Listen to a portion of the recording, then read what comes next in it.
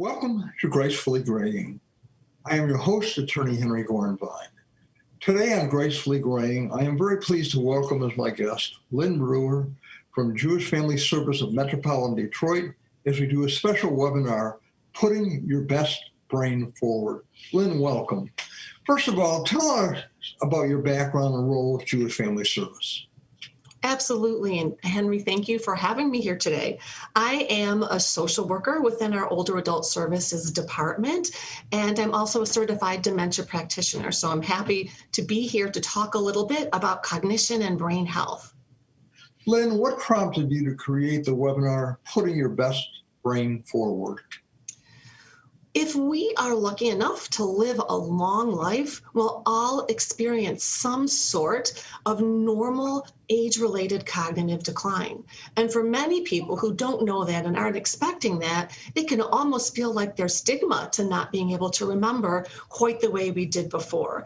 And so one of the reasons behind us creating our Whole Mind University initiative is to spread the word so that we don't feel any worse about noticing small cognitive changes than we do about needing reading glasses past a certain age. They're both just signs of an aging brain.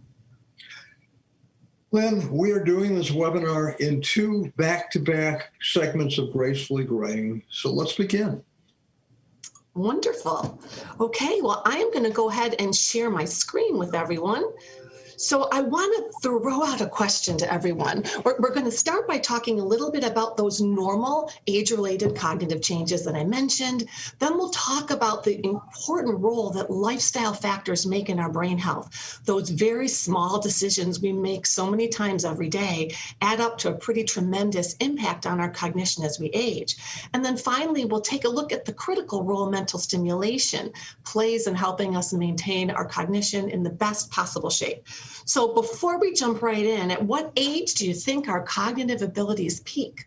The answer might be surprising. I know it's humbling to me. We are cognitively at our peak around age 26.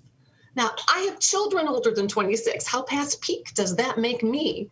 But that doesn't mean it's a sharp decline from that point on. All that really means is that from birth to age 26, we're on the uptake. If you picture that bell-shaped curve we might have seen in high school, where every year our brains can process more and more information in less and less time. Then at age 26, we get to the top of that bell-shaped curve. And every year thereafter, we begin an almost imperceptible slowing of our cognition. Many people don't notice any change whatsoever until decades worth of changes become apparent and start to be known. That tends to happen somewhere around age 50, although some people might notice it in their 40s. So with that being said, what is it that we're all likely to experience at that point? Well, on the screen, you see four areas: memory, language, attention span, and processing speeds. So let me give you some examples of what changes in these areas might look like that are indicative of just a normal aging brain. So let's start with memory. That's the one that seems to be on most people's minds. When you were 26, 27, 28, where was your calendar? I can tell you where mine was. It was right here. But now, I'm just a little older than 26, my calendar's on my phone, it's on my computer. Some people prefer a printed calendar, but most people in middle age cannot be all the places they need to be in a day, only relying on their memory. We need some supports. Or another memory example that I hear often is coming out of a grocery store or coming out of a shopping mall. And in our 20s, we'd come out the door and make a beeline for our car without even thinking about it. Well, now, I don't know about you, but I come out that door from the mall and I have to take a minute and go, okay, now where did I park? Oh yeah, it was a down lane to the left and I find the car without incident. But it took that minute's thought. So these are slight examples of some of the changes that are just normal, just showing that we're a little bit older than we used to be. The next area where it's very common to notice some changes is in our language abilities, most often word-finding difficulties. Have you ever had the somewhat humbling experience of talking to someone, hearing a word pop out of your mouth, but it was not the word you intended to say? This is so normal, it's common and predictable. Oftentimes we say a word that starts with the same first letter as the word we intended to use or is in the same category. I can give you an example. If my husband's running to the grocery and he says, "Do you need something?" I might say, "Oh yeah, I'd love some blackberries." Well, I don't even like blackberries, but I love blueberries. Starts with the same first letter, both the same category as fruit. So when you notice this happening, just laugh it off. Don't get worried or concerned, because the more nervous we get, the more we tend to have these word finding activities. Sometimes they cluster together. We might notice 3 or 4 in a couple of days, and then it could be months before it happens again. But that's the point at which we'd like to keep language issues, just an occasional word finding difficulty. Next on the list is attention span. Have you ever been reading a book or a magazine or a journal article and you're very focused at the top of the page, but when it's time to turn the page, you realize, uh-oh, I have no idea what I just read. That's a very common experience, and many people get concerned at that point that it's a memory failure. And of course it could be for some people, but the likely culprit has been a decline in our ability to focus our attention, concentrate, and tune out distractions. That goes for external distractions like the construction noise or leaf blowing outside in the street, or internal distractions like, did I pick up my dry cleaning and did I shut the oven off? So our ability to focus our attention wanes the older we get, and we need to fight back against it because attention is completely married to our ability to remember. We can't remember later or recall, which is our key memory function, what we didn't clearly focus our attention on in the moment. So very important to shore that up. And the last area where it's very typical to notice some changes as we get older is the area of processing speeds. Now, I don't know about you, I don't run around timing myself on my iPhone, but I absolutely know without question my processing speeds have slowed down. Here's a great way to think about it. Have you ever had the experience of talking with someone and maybe you're recommending a movie or a TV show to watch on Netflix, and you just for the life of you can't think of the actress's name or you can't think of the name of the movie, and you're talking all around it. It's a remake, it's a classic, it's been remade a couple of times, but you just can't get the title or the name. Well, when we were in our 20s, we might say, "Oh, give me a second," and that's all it took. In 1 second, we could have the title of the movie and the name of the actress. Well, now how long does it take? When I speak to groups, the most common answers I hear are anywhere from, about 4 hours to the next day, or my personal favorite, the middle of the night, right? You roll over in bed, Barbra Streisand, the first remake of A Star is Born. So this is a change in processing speeds. Your brain still performed the correct sequence of identifying the exact specific words that you needed, retrieve them from a long-term memory, put them into working memory, used your language skills, just not as quickly as you could have when you were younger. So slight changes in all 4 of these areas is not only normal, it's to be expected as we age. But there is an important distinction to make, and that's towards the bottom of the slide where it says these changes in any of these areas, are not severe enough to significantly interfere with our ability to function. Whether I'm functioning at work, if I'm still working, if I'm functioning in a volunteer capacity, if I'm functioning socially, if I'm retired. All of these issues are fine as long as they don't interfere with the ability to function. As soon as that happens, that's really time to consult your doctor and say, hey, here's what's going on. Is there anything that we need to look into? Now, I want to move on to talking about lifestyle factors, those little decisions that we make every day. They can impact our brain health negatively or positively. So let's start by taking a look at how some of these factors can negatively impact our cognition. Starting with stress. I don't think anybody who lived through the last year and a half didn't notice a slight increase in stress levels. Stress is just an unavoidable part of life. But from a brain health perspective, it's important to differentiate between chronic stress and acute stress. Acute stress is time limited. Sometimes it's literally dates on the calendar, like a planned surgery, maybe a knee replacement or a hip replacement. We know it's going to be a stress-filled couple of weeks, but it has a beginning or an ending. Or sometimes it's a happy occasion like the birth of a new baby, a long-awaited vacation, or a wedding in the family. Those are stressful times. But that sort of time-limited acute stress is not at all concerning from a brain health perspective. Chronic stress, however, is not tied to an event or a date on the calendar. Chronic stress refers to our internal landscape. If our thoughts and our feelings have turned more to being anxious and nervous and worried and sad, that's just our internal narrative. Other people might not notice it about us, but we've noticed that change. Chronic stress can shrink and impair the function of the hippocampus. And the hippocampus is a key memory center in our brains. So we're going to talk about what can we do about that in a little bit. Social isolation is another factor that negatively impacts our brain health. And we've all had quite a taste of social isolation over the past year or so. But our brains are wired for connections with others. We really need to be among other people. Let me give you an example. If you were walking through a crowded place, whether it's walking through an outdoor space like an art fair, or walking through the airport or a mall or a shopping center, or with friends in any of those places, your brain would be actively engaged, vigilant even, without you ever being aware of it. For example, as you're walking through those places, your visual spatial skills, your scanning ability would be constantly working, looking for tripping hazards so you don't fall, watching other people's trajectory to be sure that they don't bump into you, watching for what you need to scoot around. Is there someone coming with a heavy truck, a hand truck, or a wheelchair that you need to move out of the way?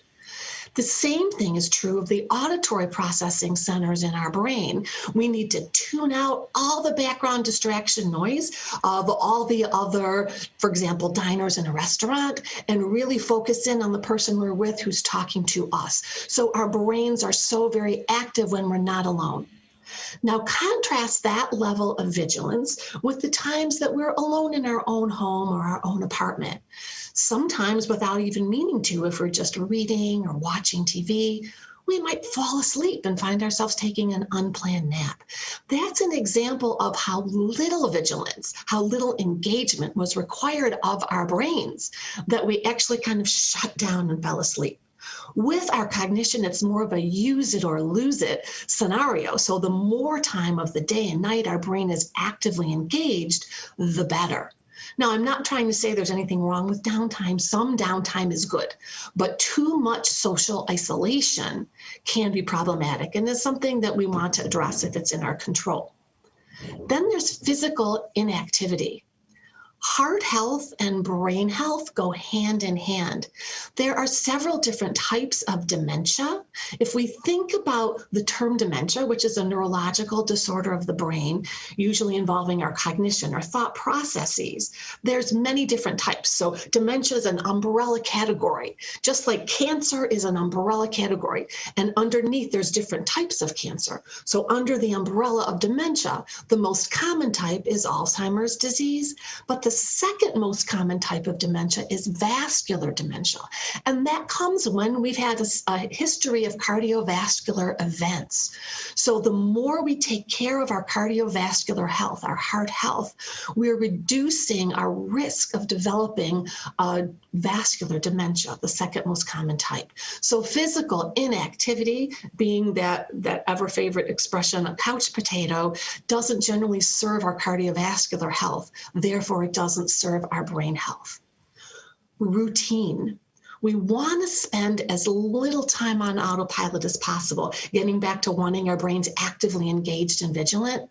Yet, I bet everyone can think of a time they were driving somewhere and all of a sudden you arrived at your destination and thought, wow, did I get here already? You weren't really noticing. You got there on autopilot.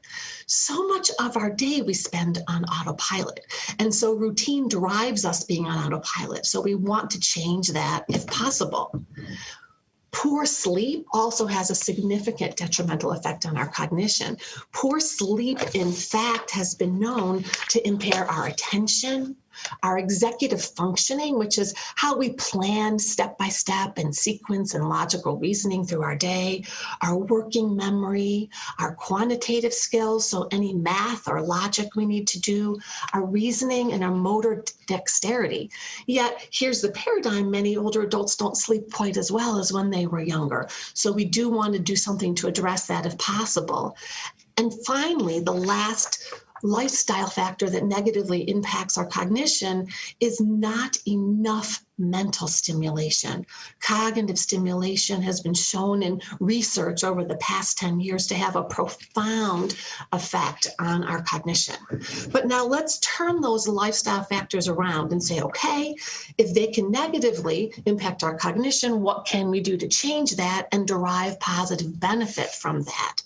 So the first thing we can do is increase opportunities for socialization, whether that's in person, when that's safely allowed wherever people live right now during the current pandemic times, or even getting socialization remotely, talking on the phone to a friend or family member, doing a Zoom to see other people and engage and laugh much in the same way we might have if we were in person. The more we maximize our ability to be out among others, even just walking in a park where others are walking versus walking by ourselves alone, gives increased opportunity for socialization. Stress management. Well, I wish I could tell everybody to simply avoid stress. That wouldn't be very practical. But there's no shortage of techniques to help us manage our stress. The important thing here is just to recognize, ooh, there's tension in my body, my heart's racing, I'm getting a lot of muscle aches and headaches and upset stomachs, I'm very tense, I'm developing nervous habits, and recognize that so we can do something about it. Whether you prefer a meditation, to spend time with a friend, to spend time out in nature, to do a quick mindfulness activity, to listen to music, to do some art therapy, some journaling. It doesn't matter what technique you use because we all prefer different techniques. What matters is just that we recognize when we're feeling stressed and we use some techniques to, in that moment, stop that stress process and help us be our best self. Now, sleep. Sleep is an important one to talk about. Most older adults, 55, well, older adults technically is defined these days as 55 and older, which I find quite humbling. But most people 55 and older are recommended to get just a little more than 6 hours of sleep, somewhere between a little more than 6 on the minimum side to 8 hours on the maximum per night. But what matters is not just that we get the right amount of sleep, but that we're sleeping deeply at night. And so that means if people nap, it's important to restrict napping during the day to short bursts of time.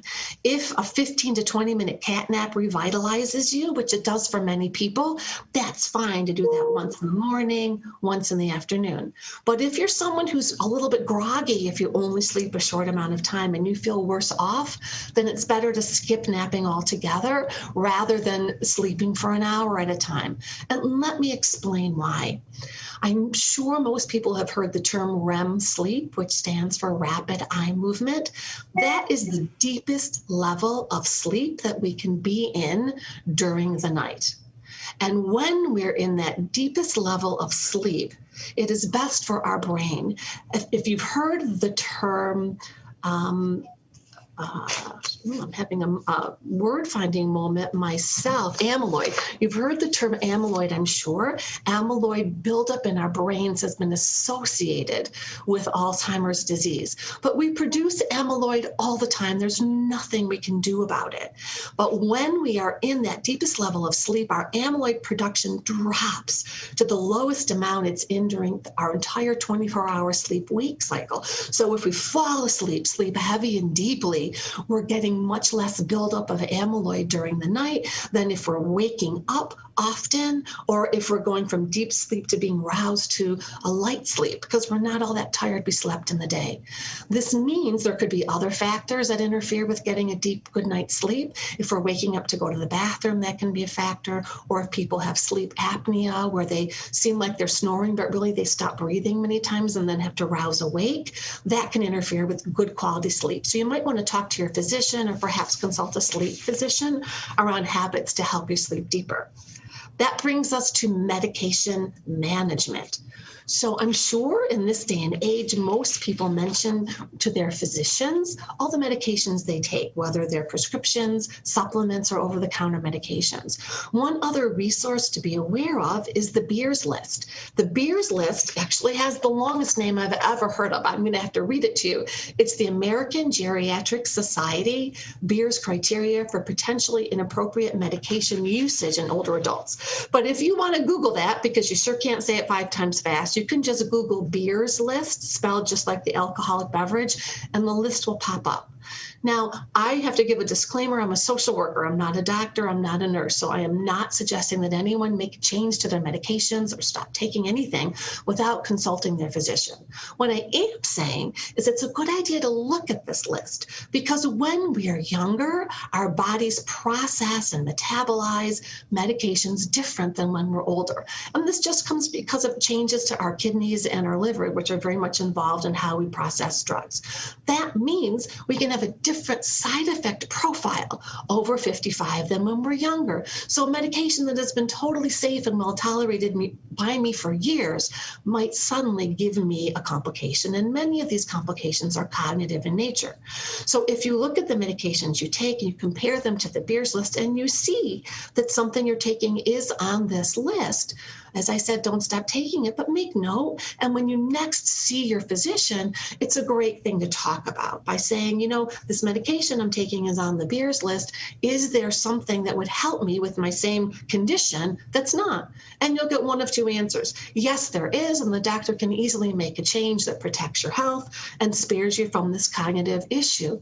But many times there's not, that all medications in a certain class for a certain diagnosis can have these types of complications, in which case the risk of you not taking that medication is probably greater than the risk of developing a side effect. So that's a determination only your physician can have, but it gives you the power to just be aware and to have those conversations.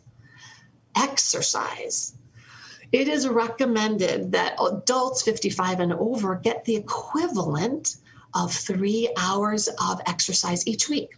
The good news is it doesn't seem to matter how we get those minutes in. That translates to 180 minutes. It's best not to do it all in one sitting, right? We don't want to be weekend warriors, but whether you choose to exercise for an hour 3 times a week or a half hour 6 times a week doesn't matter in terms of the brain benefit.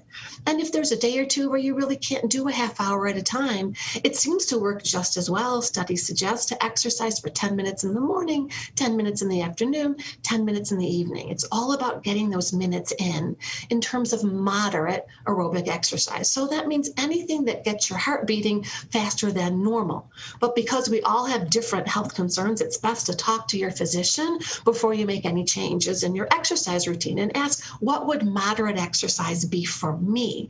For most people, it means they can still carry on a conversation. You don't have such shortness of breath that would become impossible. Nutrition. I'm sure we've all heard some common nutrition guidelines. And again, your own physician is the best person to ask about any dietary changes that would be best for your health. But many neurologists and cardiologists recommend the Mediterranean diet. And the Mediterranean diet is largely a plant-based diet, with fresh fruits and vegetables forming the majority of people's food in a day. Heart-healthy whole grains like whole wheat pastas and quinoa also form a significant amount of our diet. The surprising part for most people who look into the Mediterranean diet is to find that lean animal protein, so even things like salmon or boneless, skinless chicken breast, are limited to only 2 to 4 servings per day. So very different from that heavy meat and potatoes American diet.